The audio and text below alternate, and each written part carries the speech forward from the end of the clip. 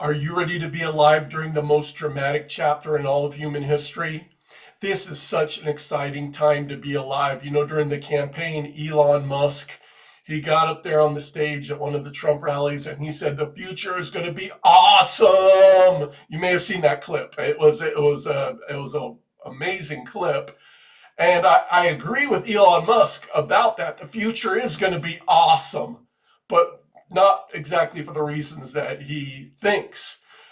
Because, you know, a lot of people think peace, prosperity, amazing, wonderful, prosperous times are ahead. But my playbook is the Bible. That's my playbook. That's my textbook. And in terms of a blueprint for what's ahead, a lot of people want to know, what does Michael Snyder think about 2025 and beyond? And I just point to the Bible. I point to the Word of God, and that's what I'm all about. Because everything I do, my articles, my interviews, my books, my videos, everything I do is trying to point people to Jesus Christ. And what's coming in 2025 and beyond, I think that we see it. We see it in Matthew chapter 24. We see it in Revelation chapter 6 in terms of what we are moving toward, what is in our future. And what is in our future is what's been trending the past few years. And one of the things is war.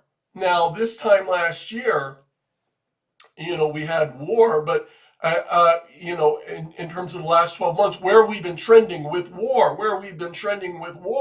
is now we have U.S. missiles and missiles from France and the United Kingdom, which are being fired into Russia, killing Russians. And has put us literally on the brink of World War III. Yeah, Ukraine is pressing the button, but they're just a launching pad. U.S. missiles and French and British missiles are being given to Ukraine.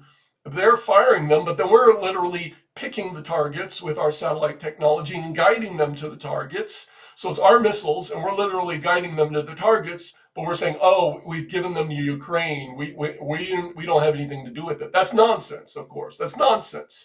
So, and that's the way the Russians see it. They say, hey, look, these are your missiles. You're guiding them to the targets. You're a direct participant in the war. If you keep this up, you're bringing us to the brink of nuclear war. And the Russia and our officials, our leaders say, oh, they're bluffing. They really wouldn't do it. But we really are on the brink of nuclear war. So over the last 12 months, have we gotten closer to nuclear war, apocalyptic war, the kind of war we see in the book of Revelation? Or are we less close? Are we more close or less close? We're more close. We've gotten closer. And so war, we're trending that direction. In terms of disease, pestilence, today, right before I recorded this video, there is a article linked to by the Drudge Report. Unknown flu-like disease targeting women and children kills 143 people in just 2 weeks as WHO launches urgent probe. That's coming out of the Congo, out of Central Africa. There's this new mysterious flu-like disease. Nobody knows what it is, what's causing it, but it's killing a lot of people. It's killing women, it's killing children, it's on the loose, it's out of control. They don't know where it came from. So is this going to blow up into something really big? I don't know. Could this be, the next global pandemic? I don't know. But man, that's alarming. We've also got the bird flu, which killed more than 100 million chickens and turkeys in the United States and Europe alone. Now it's back with a resurgence. That's why there's an egg shortage in supermarkets right now across the country. But in addition, it's gotten into the cows, and literally the Los Angeles Times has reported how dairy cows are piling up on the sides of the highways there in California because so many cows are dying from it. Now it's gotten into humans. There's been so far this year 31 confirmed cases in California alone, 55 in total in the United States, confirmed bird flu cases in humans. So it's getting into the humans now. So we're watching that. Could that be the next major pestilence? We're also watching monkeypox, also erupted in recent months in Central Africa. It's in terms of this strain of the monkeypox spreads far more easily in far more ways than the last one did, and at a far, far higher death rate. than the previous strain. So we're watching that. There's been a confirmed case in California already, confirmed cases in Europe and Asia. So it's gotten out of Central Africa, started to pop up different places around the globe. So in looking back in terms of pestilence, where are we compared to 12 months ago? It's gotten a whole lot worse over the last 12 months. So we're trending the wrong direction with pestilence, another major theme that we've been watching. And so that's another area we're trending the wrong direction. And our economic problems, of course, during the Biden administration, we've had inflation, so many problems with the cost of living. People are getting poorer. Homelessness is at an all-time high. I was just reading about how demand at food banks is back to pandemic levels, but we don't have a pandemic now. We don't have lockdowns now, but demand at food banks, because so many people are impoverished, they're poor, they can't afford enough food. Demand at food banks in the U.S. is back to where it was during the worst times of the pandemic. We've got 48% of all small business renters couldn't afford to pay rent. So and that's back to pandemic levels. But we don't have lockdowns. We don't have a pandemic now, but it's getting worse. So in terms of our economic direction, we're trending the wrong direction, and we're seeing this all over the world. China's economy is in disarray. I just read an article today about how France is literally, their government's collapsing, and a big reason why is because their financial situation, their economic big problems there. Germany's facing the worst economic crisis since World War II. All over the world right now, there's economic problems that are erupting. Things are worse than they were 12 months ago, trending in the wrong direction. And then we've got natural disasters. We've over the last 12 months, we've seen Hurricane Helene, probably the worst natural disaster in the United States, the costliest natural disaster since at least Hurricane Katrina. A lot of people believe it's going to surpass it in terms of total damage done. And then we've had so many others. In fact, $24 billion disasters in the United States alone this year. And we're right on the verge of surpassing the all-time record we set last year. Last year, we set an all-time record for billion-dollar disasters. We're on the verge of breaking it here in 2024. So in terms of where we've been trending, we set an all-time record last year. We're getting ready to break it this year. Over the past few years, we're trending the wrong direction with natural disasters. Meanwhile, the sun's become so active, sending sunspots and solar storms erupting, causing problems. We just had an asteroid within the last 24 hours of when I'm recording this. An asteroid came toward Earth. Scientists only discovered it 7 hours in advance. It exploded over Russia. It didn't hit us because it was just real small.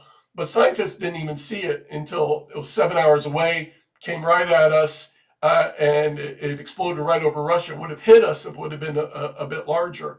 But the truth is, scientists don't see a lot of these asteroids until they either hit us or go past us. Fortunately, most of them are very, very small, but it's just a matter of time till something very, very large hits us. But our region of space has become very, very active recently. But in terms of natural disasters and crazy weather storms and hurricanes and earthquakes and our Earth becoming more unstable, of course, the sun's becoming more unstable, we're trending the wrong direction. So all these things have intensified in 2024, as I warned about, but now I expect a further intensification in 2025. But now, in terms of moving forward, we've got a wild card because we've got Donald Trump coming in. So can he do something about our march toward war, where the Biden administration has literally brought us to the brink of World War III? Things are going crazy in the Middle East with Israel and Syria and Iran and Hezbollah. Can Trump do something to interrupt the march toward war? He's a wild card. Can he do something in terms of economic problems here in the United States and globally? Is Trump going to play a role? Is he going to change the trajectory of events in terms of where we're moving? It's a good question. We'll see. Trump's coming in. How is he going to change things? I don't know. He's just a man. He's just one man. You know, he can't just snap his finger and wave a magic wand and everything changes. That wasn't true in his first term. It won't be true in this term. But he's going to come in. He's going to try to change policies. He's going to try to change things as compared to how they went during the Biden administration. So how will things look different? We'll see. Will there be civil unrest? Is the left is planning for the inauguration massive protest? Of course, we've seen civil unrest in South Korea with martial law briefly declared. Protesters on the streets of Georgia this week. We've seen a civil war freshly erupt in Syria. Of course, civil war in Sudan and other places around the globe. In fact, there's more war, more military conflicts, and more countries involved in military conflicts than at any time since World War II. So we've got a lot going on around the world, a lot trending the wrong direction. Uh, or if you want to look at it in terms of the Bible, a lot is trending the right direction in terms of Bible prophecy and the end times and a lot of the birth pains that must happen before we get to the end. And it really will be the most dramatic chapter in all of human history, and we get to be alive for it.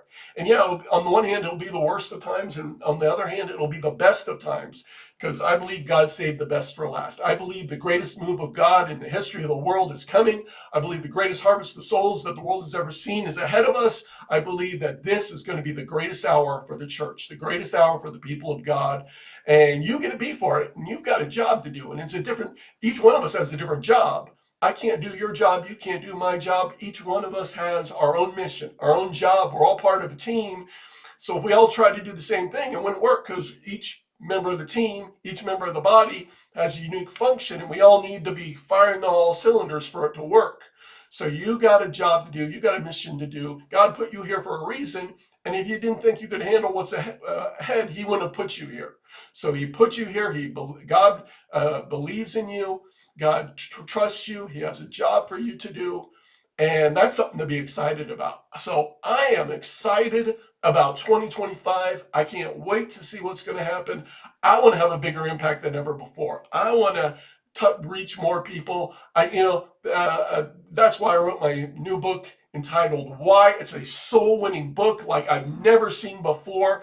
One reader even has already given out 20 copies because he believes in it so much that it's a soul-winning book. He wants to see people get saved. He wants to see people pointed to Jesus Christ. And so that's why I've done this, because I want to reach more people. I want to do more. That should be the perspective of all of us. A new year's coming. Man, what can we do for Christ? What can we do for the kingdom? What can we do to make a difference? We want our lives to count for something, because when I was young, someone told me, life is like a coin. You can spend it any way you want, but you can only spend it once. So spend your life on things that really matter. Spend your life on things that are going to make a difference. This is the time for the people of God to arise and be everything that they were created to be. So get excited for the year ahead. I love you guys. I'm thankful for you guys. And I can't wait to see what all of us working together will do in 2025.